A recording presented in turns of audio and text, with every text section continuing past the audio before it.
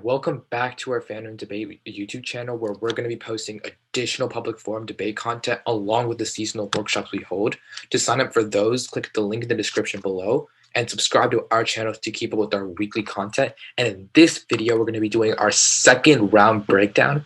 And the reason why I'm choosing this specific round is because it's a follow-up to the previous video about building a perfect constructive. So if you haven't watched that, go back and watch that. It's going to be very insightful in helping you understand the direction of this video. This round is from the January 2020 topic, and it's about Venezuela. It's the United States should remove economic sanctions on Venezuela. Now, the reason why this round is very specific is because the Cinco team uses a very nuanced case, and in fact, both teams use very good, nuanced, developed case that have both proper uniqueness, link, and impact, and we want to see how those interact with each other, as well as breaking down some other strategy that both debaters use, but more specifically focusing on the cases that are being ran. So with that said, let's get into the video.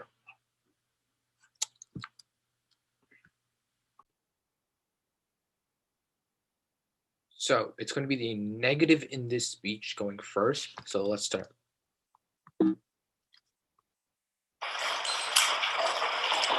We negate and observe that past projection of Maduro's outlook and funding should be disregarded, as Wilson finds from this month that the U.S. has issued a new round of sanctions on Venezuela, and the Latin risk report concludes that these new sanctions will have new, lasting implications for the regime's durability. Contention one is regime. Okay, so right away, we're creating some sort of impact calculus, right? So this observation here is kind of tying into the impact, and it's doing something called making the impact weighable. So for more information on that, you can go to the previous video. But essentially, this is a time frame mechanism here, trying to create a sort of time frame framing, if you will, about how the round is going to look, and trying to sort of short circuit whatever the AF might say, or preempting some sort of response. Apparently, Maduro's regime is rapidly losing power. Specifically, Guerrero finds that January 13th, that Maduro's primary funder, China, has begun talks with Guaido. As U.S. sanctions have made Venezuela an unsafe investment, China's economic support for Maduro is rapidly diminishing. Additionally, Russia has been increasingly looking inwards. As Guerrero finds in 2019 that Russia's ability to finance operations in Venezuela is dwindling due to the budget concerns. And Bremer concludes in 2019 that Russia's support for Venezuela is now only rhetorical, as there's no public support for Putin to maintain funding. Absent external funding, Maduro must be able to look internally. Sanctions have constrained his ability to do so in two ways. So this here was a very good uniqueness picture, right? Again, this is the telescope analogy that I use, right? The neg here is doing a really good job in painting what type of picture the judges see. The judges in this scenario see that, one, all the major funders of Venezuela have pulled out. It's literally game over. It's the last resort for Maduro to look internally, which sanctions prevent, right?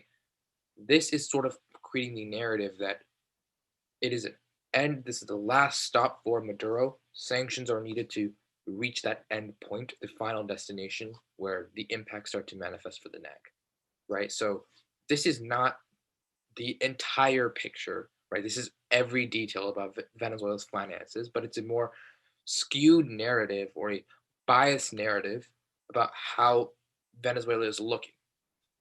And this is very important because it'll determine whether any of the debates on the link level or any of the debates on the impact level or the logical reasoning are all going to be determined by the motives of the funding, like funding seed being dried up by China and Russia just stop financing as part of the uniqueness picture. That determines the motives for Maduro. That determines the reasoning for like all of the impacts of manifestation. It determines whether which link is true or not, whether sanctions take away funding or they're just diverting funding, right? So this is a very good picture to establish what type of like debate this is going to be.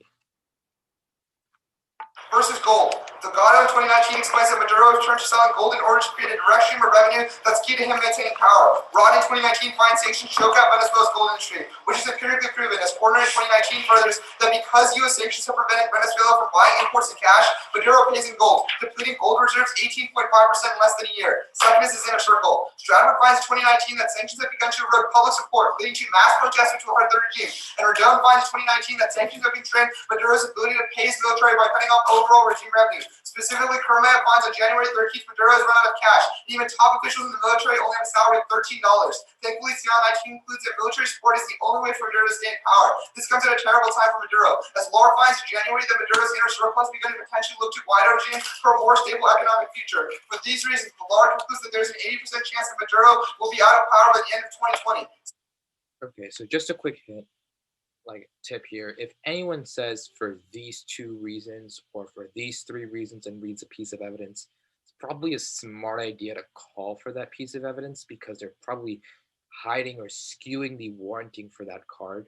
It's always a good idea whenever they're trying to use other warranting from pieces of evidence to conclude something. It's always a good idea to call for it. So, and I'm pretty sure from the 80% that they're probably being referred to here, that evidence is terrible logic, terrible warranting, and terrible analysis, and the author even admits that. It's always a smart idea to call for cards when they say for these three reasons. In 2019 finds that as long as Maduro is in power, the IMF and other global institutions will be unwilling to cooperate with Venezuela to help their economy. However, Cermuca in 2019 finds Guaido's already in talks with Western institutions, and Duby in 2019 writes that opposition plans to use financial aid from multilateral organizations and restructure their debt. Rogers finds the last time Venezuela enacted these measures, 70% of the country was lifted out of poverty. So we have the terminalization of the impact. We also have a lot more contextualization of what specifically is going to happen that leads to this impact. There's also a lot of time frame analysis and a lot of prereq analysis, right? We see these are very subtle, right? That aid is going to come in, you're going to have debt restructuring, you're going to have financial institutions are going to restore their credibility. A lot of the arguments for why we should end sanctions, and this is embedded into the impact so that they can read prereq weighings in summary speeches. So it's very, very strategic here. And this is also the flexibility and the strategy of having a good case. Reforms.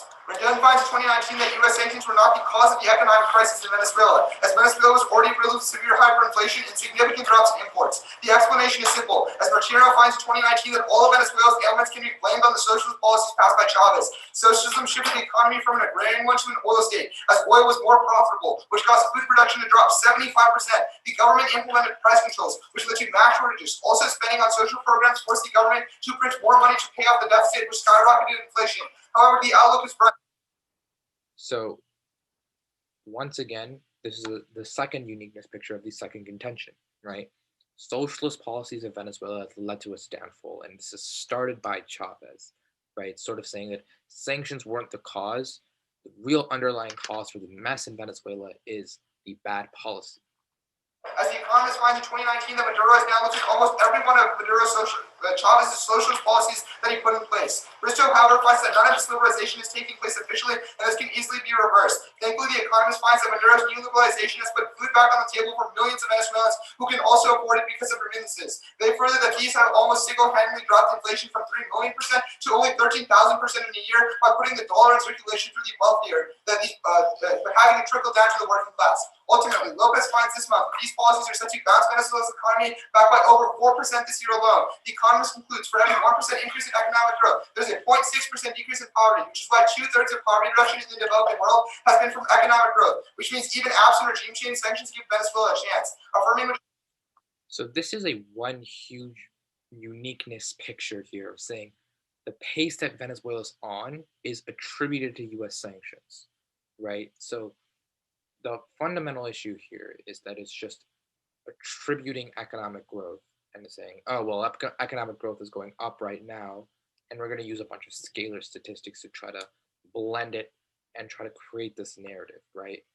As I said in the video before, right, the more cards you try to intertwine and use in case, the harder your narrative seems to be true, right? If you have to use 20 different cards to prove one point, kind of seems like your point isn't really true because one person really hasn't said it, or 2 or 3 people haven't said it.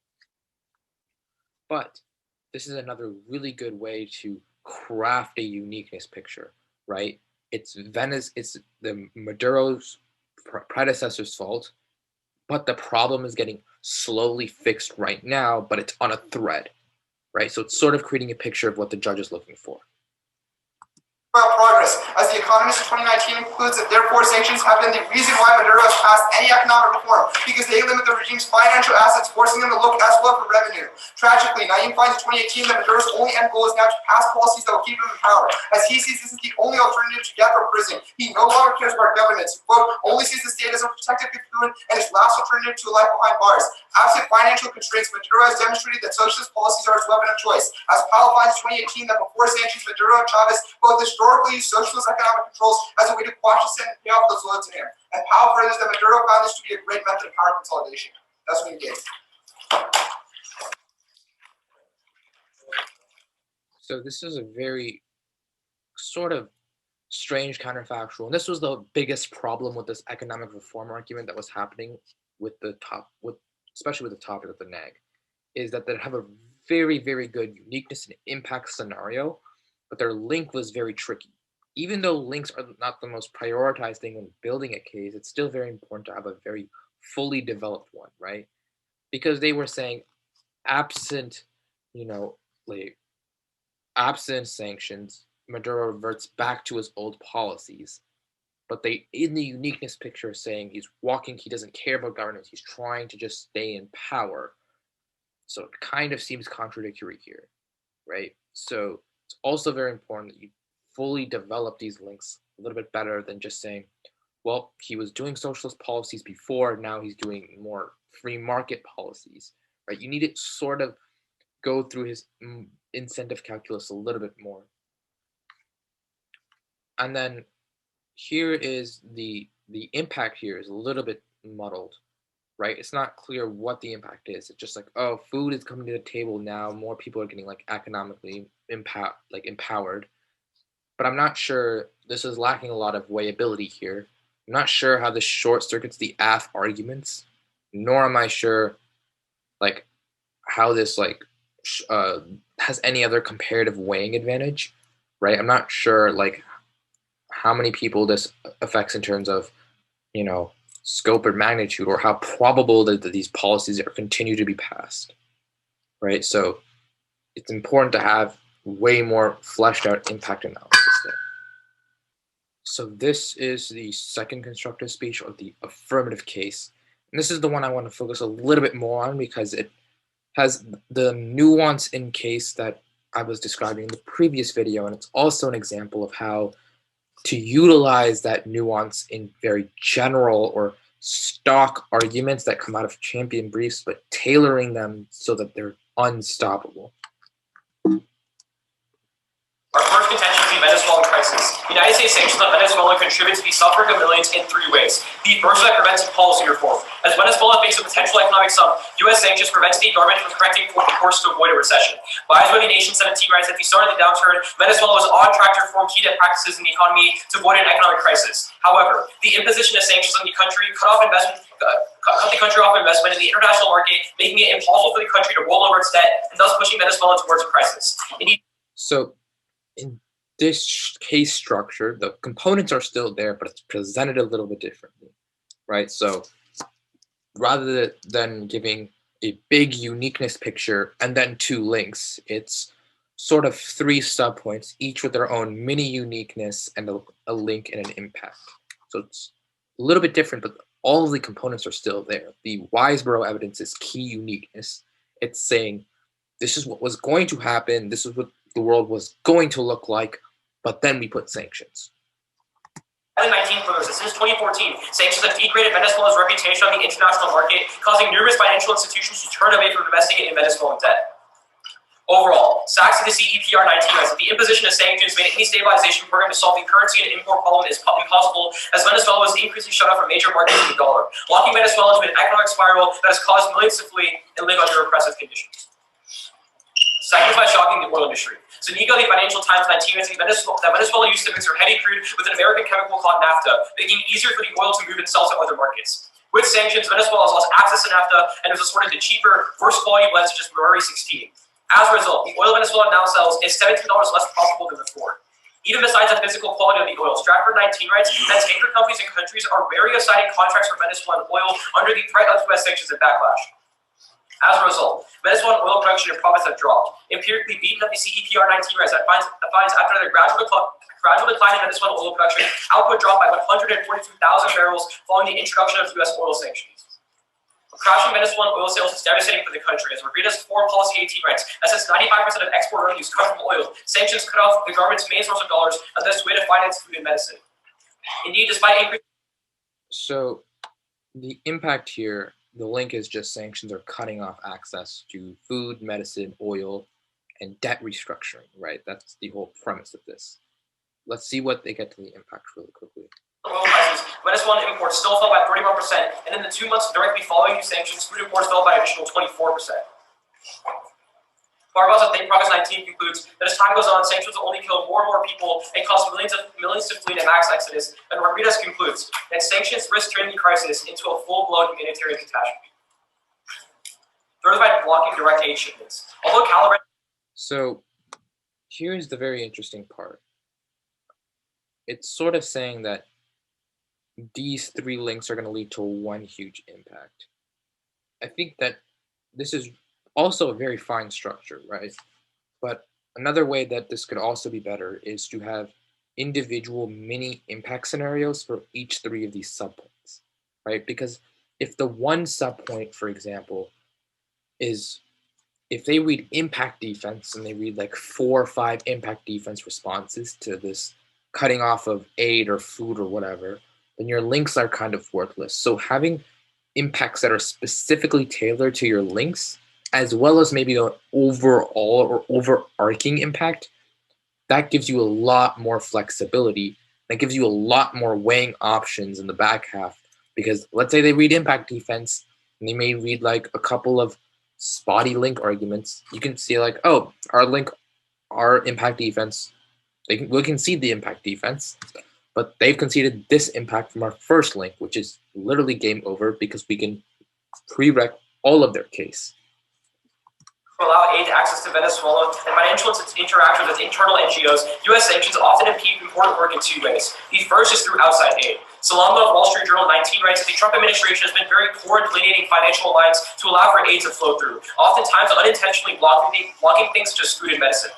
Second is through blocking support for internal organizations. So Car 19 writes that U.S. banks have been unwilling to finance humanitarian organizations, fearing fines for skirting U.S. sanctions.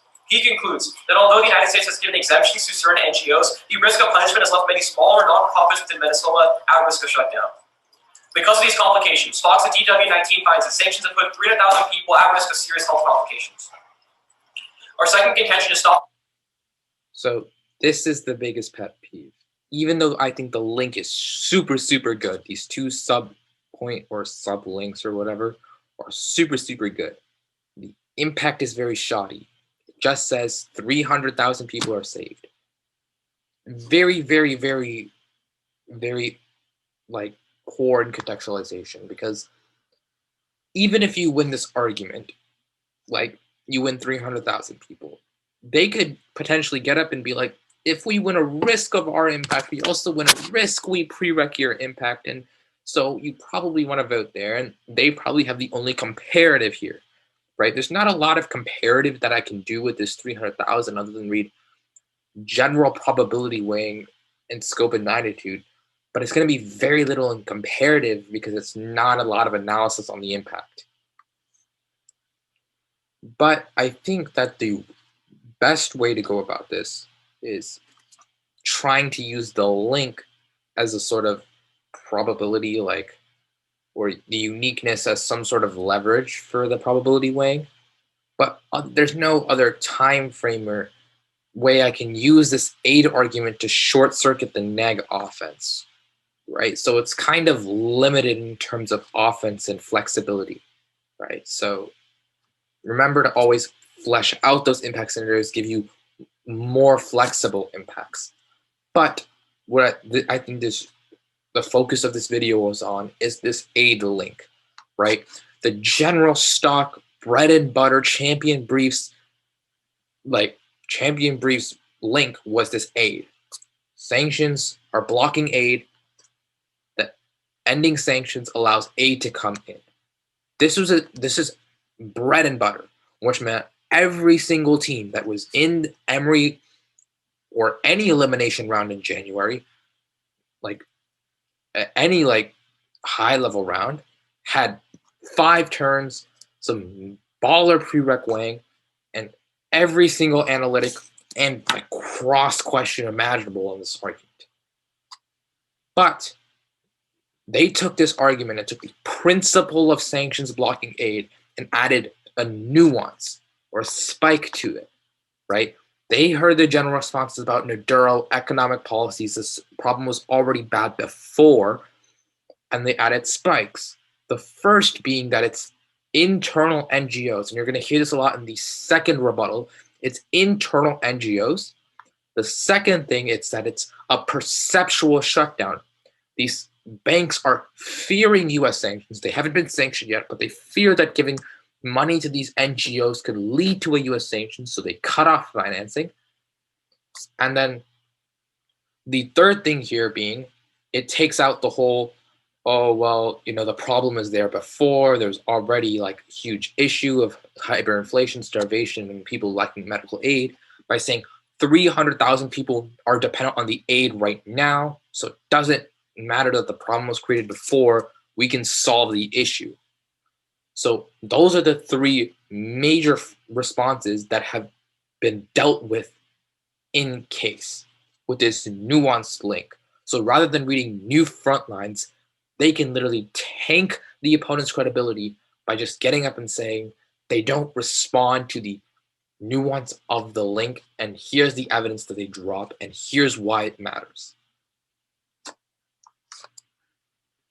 Trump for re-election. David the Miami Herald in 2019 writes that because Democrats have regained their footing in the Rust Belt, Trump must win Florida in order to win the Electoral College, concluding that no Republican has won the presidency without also winning Florida as well. USA Today in 19 writes that ending sanctions on Venezuela would jeopardize Trump's support in Florida because Trump's stance on Venezuela has been extremely popular in Florida among the Cuban, Colombian, and the Venezuelan populations, a group of more than 1.5 million voters.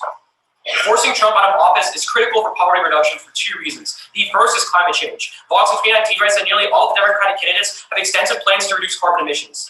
This is key, as the PRI 2019 writes that American leadership is key to reducing emissions globally by half. And the National Research Council quantifies that the 1 degree Celsius increase will reduce crop yield by 15%, risking the lives of 2.5 million people. Second, CBS in 2019 writes that Trump's executive orders will push 3 million people off food assistance. Thus, we are proud to affirm. Okay, so this is obviously a clear time suck here. It's not a very strategic argument. It's an argument that honestly doesn't make a lot of sense on the link level. There's a lot of holes. All politic arguments have a lot of holes here. Now, the best way to deal with these time suck arguments when it comes to either arguments in case that are like this or disadvantages or advantages read in rebuttal is to read a lot of turns to them, right? Force them to frontline these bad arguments rather than spending time developing their good ones. So anytime you hear poor, underdeveloped, disads, advantages, or case arguments, that is a time where you want to be spending reading a bunch of turns. Because even if they win their, C1 that was really nice, or their aid argument, which is super nice, and they're reading all this analysis on, oh, look, it's all dropped. You can go to their bad argument that you read 6 turns on and you could really flesh out and did a lot of weighing on and say, well, sure, even if we concede their aid argument, which you probably never had a good response to anyway, here are 6 other reasons you can just pull the trigger for the neg right away, right? So it's a way you can just basically say, hey, our case isn't working. We don't have a response to aid, but their bad argument has given us 6 pieces of individual offense that can outweigh their own case. So it's always really important to take advantage of their mistakes and capitalize on that. The way you do that is just spam turns. So let's go ahead and skip to the rebuttal speech. The Ned controls the entirety of the long-term solvency for their case for 2 reasons. First, we tell you in case that if sanctions are removed, Maduro will only revert back to his old methods of power consolidation by passing oppressive economic policies. The U.S. signals that they have given up when they remove sanctions. This means that there's never any long-term solvency for poverty inequality because Maduro's socialist policies and mismanagement and corruption will just destroy the economy again anyways in the long term. The second is dependency. As the Prugio finds in 2019, that Venezuela's economy is perpetually damned because it's so dependent on oil that every time oil prices fall, their economy will collapse. By cutting off oil revenue and allowing other industries to flourish via Maduro's new privatization or Guaido taking power, sanctions force diversification to prevent future economic collapse. This means that the only hope for Venezuela is negating because even if sanctions haven't done anything yet, they're the only way for Venezuela's economy to rebound in the long term. So we outweigh on time frame and also we outweigh on a risk of solvency because absent sanctions, there's zero leverage and Venezuela will never change. Let's go into those specific arguments. The first one is about. So this was the tactical rebuttal framing that is happening from case. Remember, the focus of this video is to look at how the constructive influences the rest of the round. Because their uniqueness was so developed and they were able to explain the situation and their impact is so developed and contextualized, they're able to read really good impact framing for why their contentions matter over the affirmatives. So if you're unable to read good framing or developed framing in your contention, it's probably very, very underdeveloped. Now, obviously, their framing isn't perfect from a truth standpoint, but the fact that their framing is very developed means that their contentions are pretty developed. Reform and debt renegotiation. There's a couple problems here. They tell you that sanctions cut Venezuela out of the international market. That's not true at all. As Bahar finds in the year 2017, that Venezuela, prior to the placement of sanctions, had already been cut out of international markets. That means that it wasn't the fault of sanctions, it was specifically the fault of Maduro for two reasons. The first is corruption. As creditors of international organizations know, it's not a profitable investment into Venezuela, and that Venezuela's economy and government will be unstable for a while. Plus, with the humanitarian crisis and rampant corruption going through both the government and military, restructuring is impossible. That means the only way you actually deal with the debt crisis is A, when you kick Maduro out, or B, you diversify and make it less reliant on oil, which also links into the second reason why creditors will never negotiate the debt interval without sanctions is volatility, because investors don't like investing in Venezuela before sanctions because they're a petro state that's too reliant on a very volatile industry. When oil prices go up and down, Venezuela's entire economy changes. That means the only way to get investment into Venezuela and to let them restructure the debt is by making the economy less dependent on oil. Additionally, Cartman finds in 2018 that debt restructuring would be nearly impossible without the assistance of large institutions. The issue is that Maduro has alienated almost all multilateral institutions such as the IMF and World Bank because of the censoring of their economic data. That means the only way they can actually do this restructuring is if they go to these bigger organizations, which only happens when you negate and push Maduro out of office. Go to their second argument about shocking the oil industry. There's a couple problems here. First, it's an independent link into our cases. Cutting off oil revenues would weaken Maduro's power and make it so countries have less incentive to pull them up because they're not as profitable. That means that Maduro has a higher chance of getting out of office. Okay. So a big thing that from this rebuttal that's very, very good is that each response can be framed as a turn depending on what happens in second rebuttal, right? It's like, here's oil, like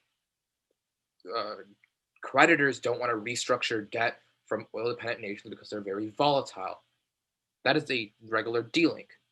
If the affirmative chooses to kick out of that, it's all good because nothing happens. They're not wasting time.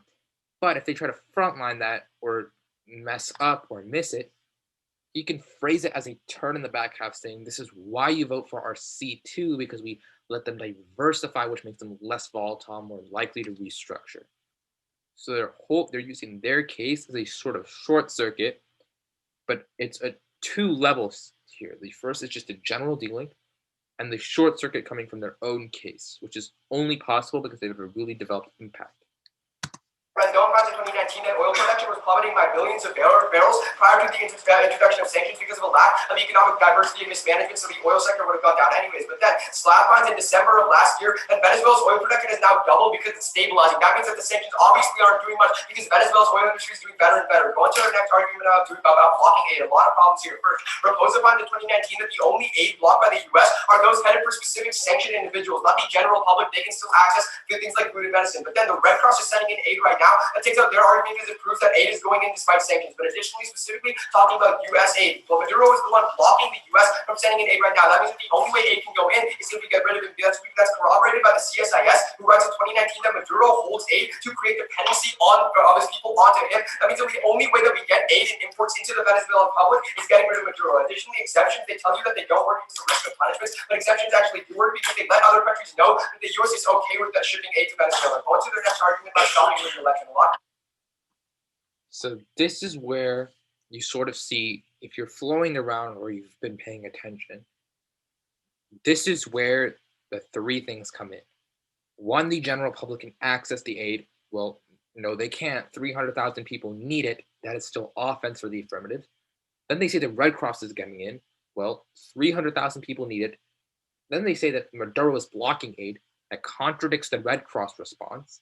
Then they say that the United States is okay with it because they provide exemptions, but it's a perceptual argument that is from their link. All of their arguments here, really, second rebuttal comes down to they miss the impact scenario. They also contradict themselves. Then they miss key nuance in our link. It is that simple for the affirmative because they're so nuanced. First, Patrick writes in 2019 that only 5% of Venezuelans even consider voting for Trump because Democratic politicians focus more on immigration policies. As a result, more than 1/3 of Venezuelans vote Democratic, so they're not actually solving it any role. But then Henderson finds in 2018 that even though Venezuelan immigration has increased, it's still not enough for Trump to win Florida, especially because the Trump administration is still blocking their legal status. Latin Americans in Venezuela, in Florida, don't like how Trump's immigration policy, how they're blocking them from letting their family in and making it harder for them to get green cards and citizenships, so they're not going to vote for him. But then Rome finds in 2019 that if you buy the argument that Trump needs to win Florida, if sanctions are lifted, Trump will actually turn towards a military alternative because he had no other option to show his hardline stance on Venezuela when you lift sanctions. That means that it would kill millions of people and cause a massive refugee crisis worse than Syria that only happened when you vote for Trump. So once again, you see the massive turn on their C2. But had they taken the other three responses and turned those into turns, now it creates a whole different paradigm for the second rebuttal. They can't just go, well, let's start on this aid stuff. They have to address the turns. So they'll have to spend way more time there, and they're going to miss a lot of nuance on your case, which is the advantage of first rebuttal. It's taking their bad arguments and exposing them, because in second rebuttal, you don't really have that type of time. So just to clarify, this is the second rebuttal speech. I think this is the last speech we want to break down because this is as far as the influence of constructive goes, right? Like constructive does influence summary and final focus, but not as much. You have a lot more rebuttal influence, but this is like directly why you can see why good cases will infinitely be like preferable to just having really, really good rebuttals, because if you have a really strong case, it doesn't matter how good a rebuttal speech is, you'll always find a way out. So let's see what the order is. On our first contention about the Venezuelan crisis, we're going for our third point about sanctions on blocking aid shipments. Our argument from the Wall Street Journal is explained as this. As a result of sanctions being implemented, financial institutions inside of the United States and banks around the world are unwilling to finance NGOs operating inside of Venezuela because they fear punishment from the United States Treasury Department. Their responses do not really respond to the argument. The first thing they say is from our proposed evidence that it only blocks specific aid. That's exactly our argument. Our argument is the Wall Street Journal evidence that says that because these banks fear punishment from the United States sanctions, all the sanctions put on Venezuela risk losing this aid, which is why the DW evidence is very good at saying that there are 300,000 Venezuelans inside of Venezuela that are at risk of serious health complications as a result of not getting the aid. The second response they say is that the Red Cross was let in. We say our impact is unique and separate from the Red Cross. In fact, the Wall Street Journal evidence and the Tokar evidence both take this into account and conclude that besides the Red Cross, there are still 300,000 people that need benefits. This also contradicts their next response because they say Maduro is withholding aid, but if he's letting the Red Cross in, then obviously he's not. But second, this also is a response to their argument because it's not about aid coming into Venezuela, it's about NGOs operating inside of Venezuela.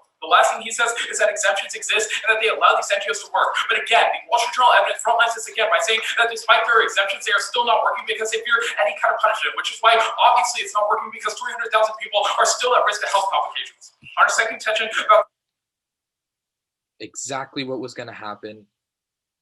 This was predicted because the link was so clear and so nuanced that the general front lines that were thought of were already thought of months ago and put in case as spikes.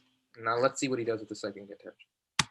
Trump. We'd probably agree to their defense that Trump cannot win anymore, but they read a response at the bottom that military intervention is going to increase. First of all, what the TS finds is that in order to militarily intervene in Venezuela, he must get Congress to approve of it. We say Congress is in zero mood to approve an intervention, so there's no chance of their impact being true. The second thing we say is that his incentive to intervene increases as the situation gets worse. So as long as we keep sanctions on, there's a bigger incentive for actually him to intervene and change public opinion. Let's go to his case. At the top, he reads two reasons why his case comes first. The first thing he says is that if we remove sanctions, he's going back to bad policies. If this was true, then before sanctions, we shouldn't have seen Maduro try to reform his debt. In fact, what the nation evidence indicates is that he was about to pass a debt restructuring policy, which is going to be really important later on. But the fact that he was going to pass this policy indicates that Maduro does care about the people. He just needs the capability to do so. The second thing they say is that if we cut off oil, then we're going to create new industries. But the problem here is that you can't diversify if you have zero access to international markets. And if international investors are not coming in, providing the investment needed to actually diversify in the first place, then there is zero chance of diversification happening in a world with sanctions. Let's go to their first contention about regime change. As an overarching response to the foreign affairs evidence writes, is that change,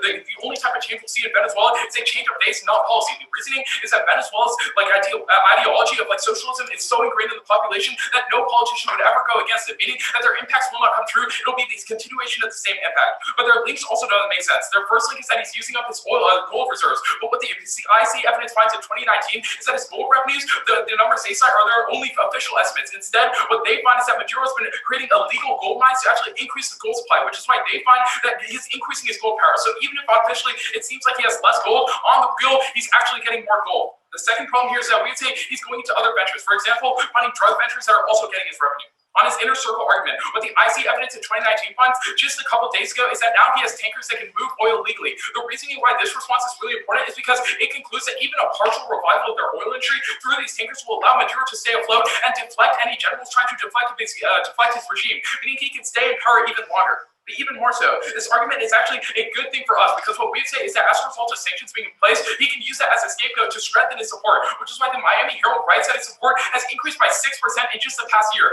Maduro is not on his way out. If anything, sanctions are entrenching him in his power. The response here is on their impact. On the second test about reforms, they say Maduro is doing good things. What the Washington Post writes in 2020 is that the reforms he's doing are very paper reforms and aren't real reforms. In fact, so that was his first response on the second contention. But let's deal with the whole first two observations, or the first two framing arguments that they read. Again, the affirmative reads really good uniqueness swaying in case, which is why they're able to cross-apply it rather than trying to read a new response. And the judge is able to easily flow this narrative and easily able to understand and interpret it. Really important because they're more persuaded by it. The more they're hearing the same thing, the more likely they're likely to believe it. If I hear the same thing over and over again by one team, I'm more likely to believe it's true or more likely to give it weight, right? By reading this nation evidence from case, explaining in crossfire, and then going through rebuttal speech and explaining the nation evidence and the implications of the nation evidence, makes me want to believe the nation evidence a lot more, right? So it's a clash of the uniqueness pictures. Both sides are trying to frame this overall picture. Ultimately, I think this argument is a wash here about needing, this whole weighing argument is a little bit washed about the whole time frame independency argument. The second thing he reads is his foreign policy, like evidence about change of face, but not a change of policy. This is something that's probably going to be used in the back half, so I won't get into that too much. I want to focus on case extensions. But it's a whole tying back to their whole narrative about probability, right? So explaining why, well, their arguments are such low in probability, but look to our case. Our case is definitionally true because of our aid argument. Like if you get rid of any penalties or any fear of penalties, the aid is going to come in. It's that simple, right? The responses to the link level are very generic. These are responses everyone's probably heard on this topic.